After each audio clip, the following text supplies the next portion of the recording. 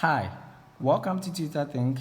In today's video, we are representing the complex number z equals minus 4 plus I on an argand diagram. Now we are told to find the modulus and the argument. And in the previous video, we learned that the argument is the angle theta of the complex number, and the modulus is the magnitude r of the complex number. So we will draw the complex number minus 4 plus I on the argand diagram. Then we find the modulus and the argument, or we find the value of r and the value of theta. So let's do that. So this is my imaginary line Im of the complex number z, and this is my real line re of the complex number.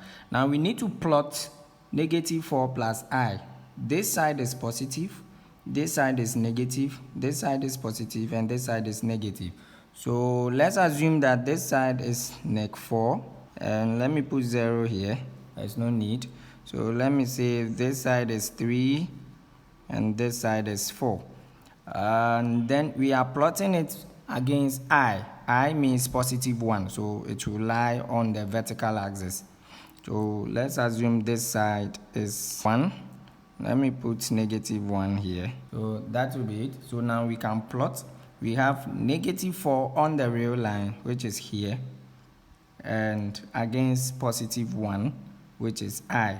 So now we use a broken line to do this. Now we join these broken lines with the value negative 4 from negative 4 to 1. That is what I have there.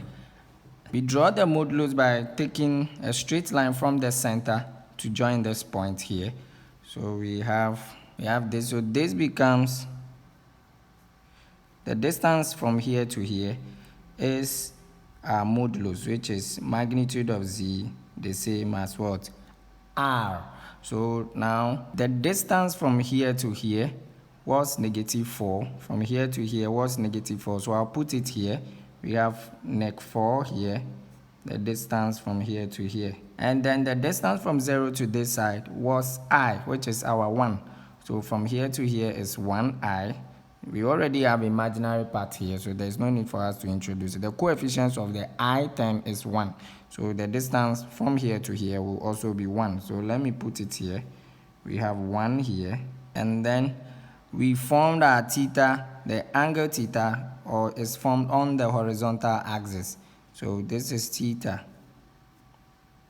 So now, how do we find the value of theta? That is what we need to do. Now we need to calculate for the value of r and the value of theta, which is modulus and what? Argument. Let's find the value of theta first. So from tan theta, we know tan theta is equal to opposite over what? Adjacent. And adjacent is here to here, which is negative 4. So there's no need for us to use the negative 4. We just need the value 4.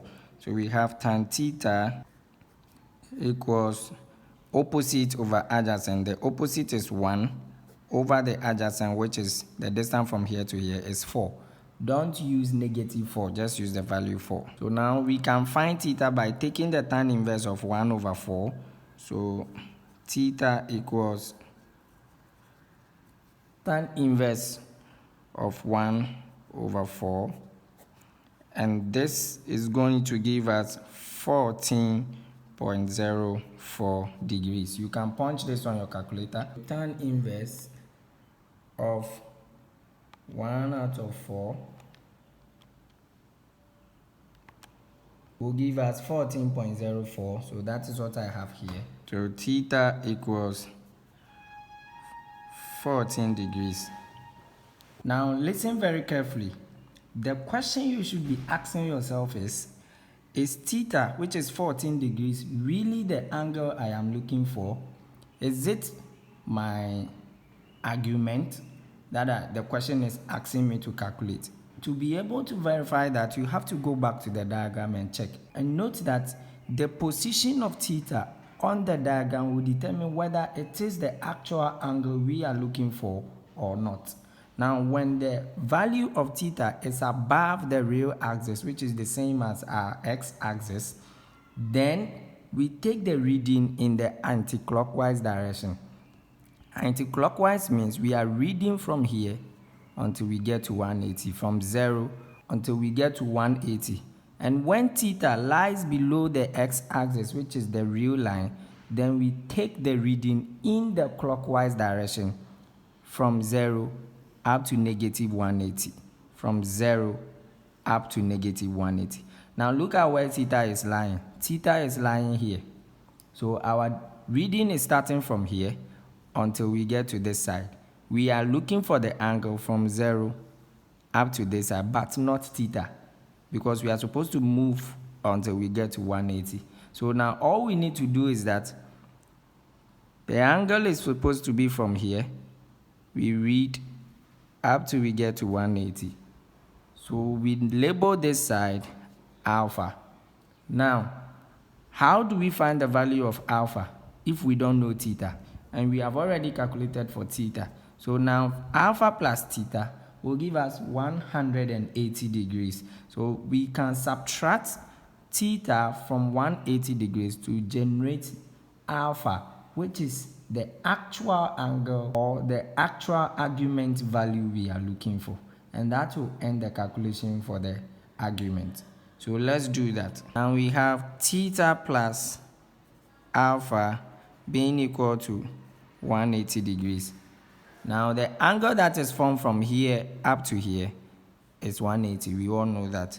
So we can find alpha by saying 14 degrees, which is theta, plus alpha equal to 180 degrees. So alpha equals 180 degrees minus 14 degrees. So alpha equals 166 degrees. So this is the value we are looking for. This is our argument. So now next time when you are reading, you need to be very careful. If the theta was to be lying on this side, then once we take the reading, theta will be the angle we are looking for.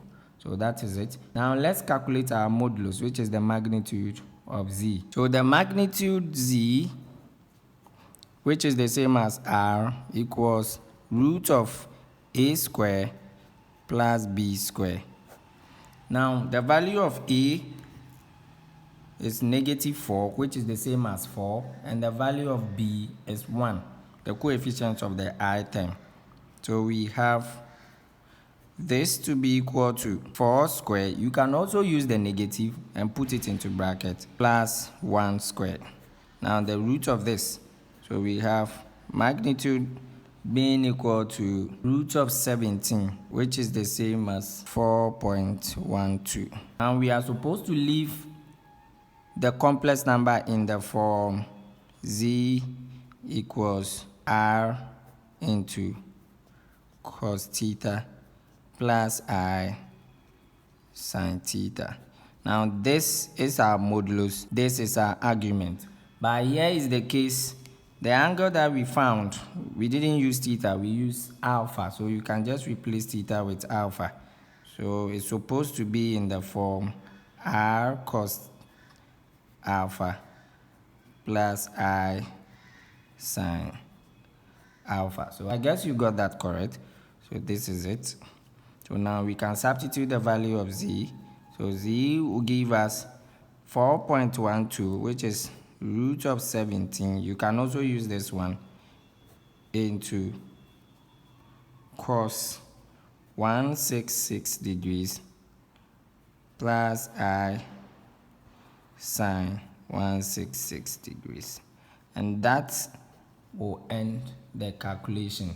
So now this is our modulus and this is our argument. And that is the end of this video. Thank you very much for joining me here. I hope you understood what I did. If you have anything you want me to clarify, you can draw my attention in the comment box. Share this video with people that really need it, your friends that are really in need of this. My name is Daniel. Locate other examples under this topic in different quadrants.